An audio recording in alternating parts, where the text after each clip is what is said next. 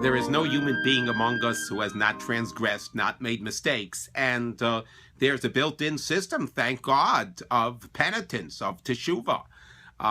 Mandated for the Jew is a genuine remorse and a commitment to repair, but also the concept of vidui, confession, making an oral private confession before God.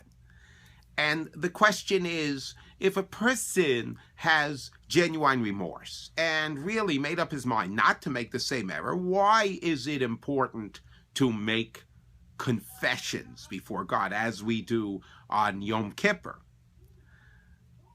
Also, the Talmud says that whoever confesses his transgression, his mistakes, brings honor to God. So what is it in the confession that brings honor to God? Rav Volvi explains this. It's so eye-opening. It's amazing, and I want to share this with you. He says that whenever a person makes slips up, he does something wrong, at that moment, he is unaware or decreases his awareness of God's presence. Because if he really felt that God was there and God was with him, then he would have enough strength to not to make the specific mistake that he has made. So, if you look at the words of the confession, for every confession, whether it has to do with any religious observance, whether it has to do with anything in our interaction with our fellow man, interactions with people who are closest to us, you look at the list, and each time it says, for the sin that I have committed before you, for the sin that I have committed before you, God.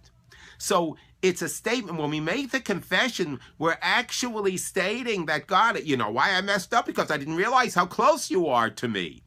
It's not that you're distant from me. I have distanced myself from you.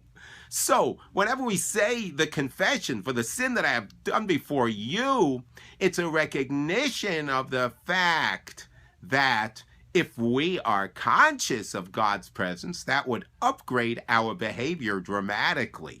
So here is a suggested technique, especially now, the last couple of weeks of the year. Whenever we think that we might be slipping up in our relationship with God, our relationship with our fellow man, stop to think for a second. Am I realizing that God is watching? Am I realizing that God cares? Am I realizing that God is present? I suggest that if we do have that realization, then that would dramatically upgrade our interaction with God, with others, and with ourselves. Have a fabulous Shabbos.